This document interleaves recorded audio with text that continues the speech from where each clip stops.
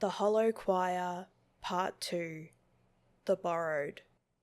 I made one mistake.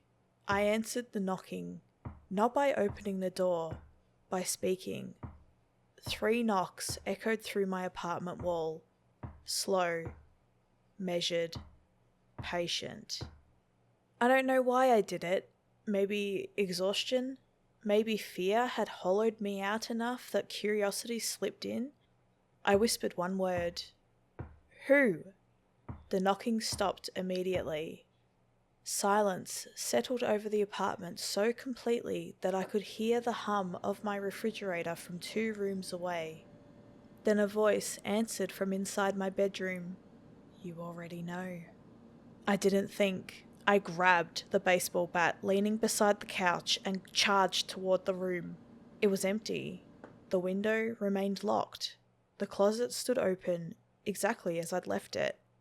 Nothing. Until I noticed the bed. Someone had been sitting there.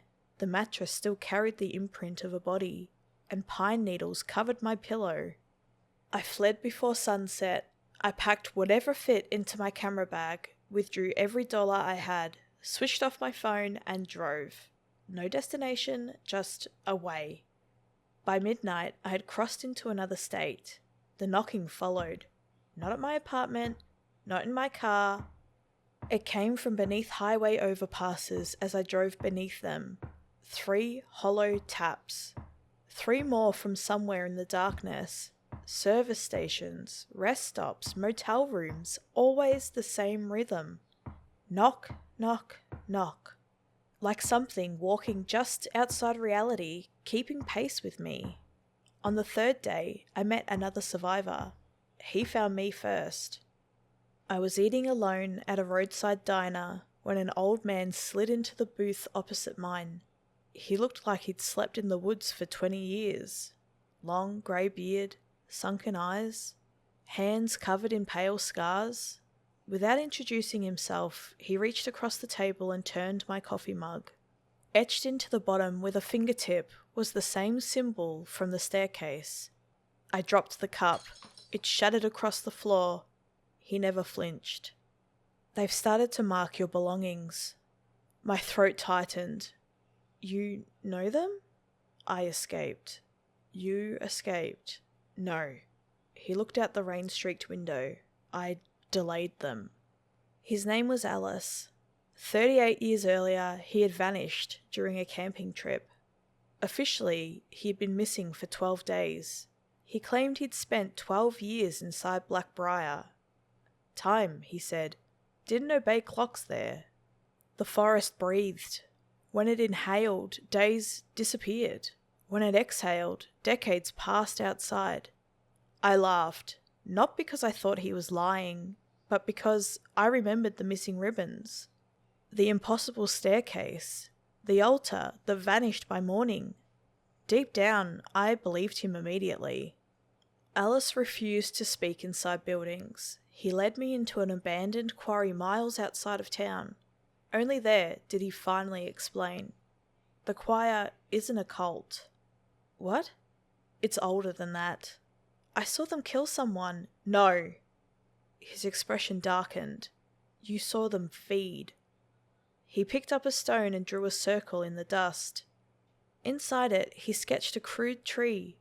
The forest is alive. I stared. It isn't made of trees.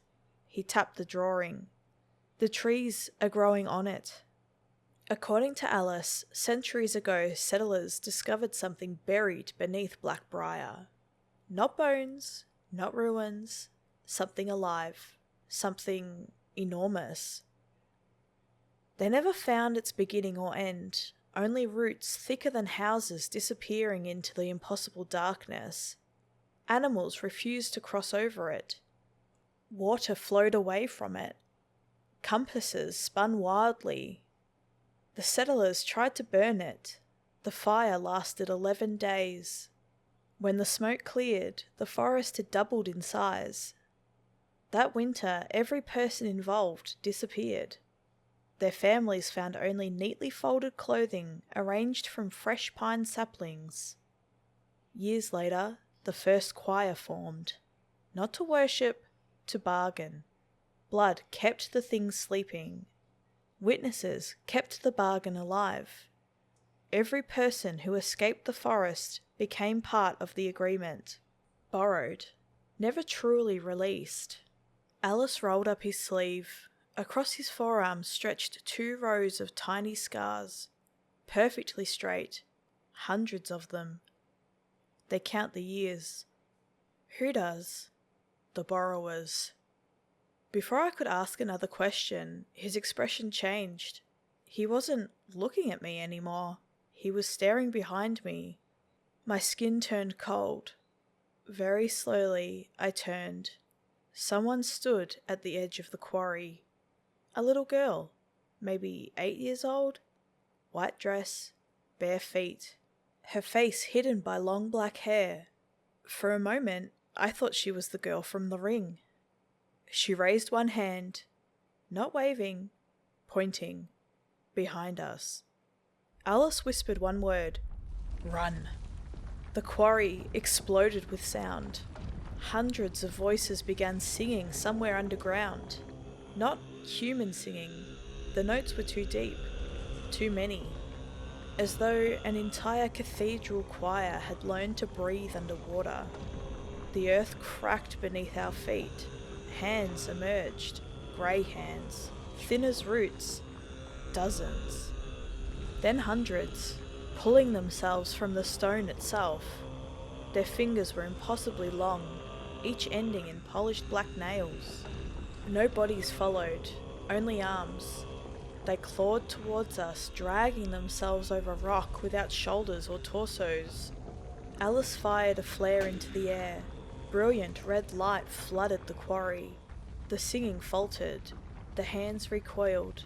"They hate fire!" We sprinted uphill. The child never moved. She simply watched us pass. As I ran by, her hair lifted slightly. She had no face, only smooth, white skin, like wet paper stretched across a skull. Alice's truck waited beside the road. We were 20 feet away when something struck him. Not from behind, from below. The asphalt bulged. A root thicker than my waist erupted upward. It pierced his chest clean through. He never screamed, he only looked at me. Blood filled his mouth. No.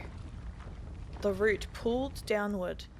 Alice vanished into the road as though the earth had become liquid. The asphalt sealed behind him.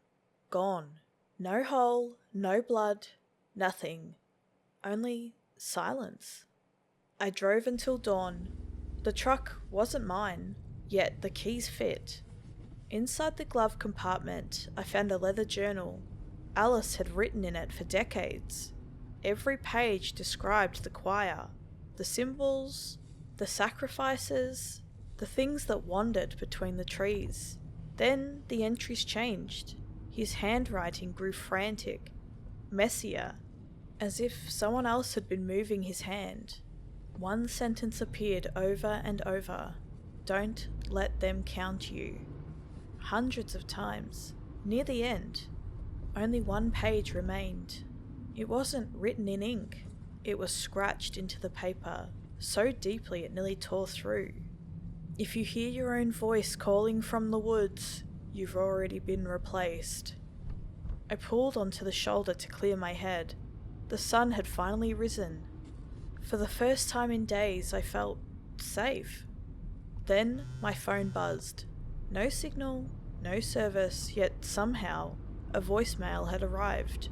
It showed no number, no timestamp, just 1 minute and 42 seconds of audio. I pressed play. At first I heard only wind, then footsteps through the leaves, someone breathing heavily, a camera shutter clicking, then a familiar voice. Mine. Calm. Smiling. If you're hearing this...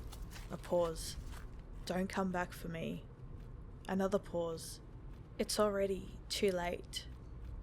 More footsteps, then dozens of voices joined together behind me. My voice repeated over and over by a crowd of unseen mouths. We're bringing you home. The recording ended. I lowered the phone slowly. Its screen had turned black. Not switched off, changed. The glass reflected my face, only it wasn't following my movements. My reflection kept smiling long after I had stopped. Then it leaned closer to the inside of the screen and whispered words I never spoke. You escaped the forest. It smiled wider. We didn't. The screen shattered outward, and from somewhere deep inside the broken phone came 3 slow knocks.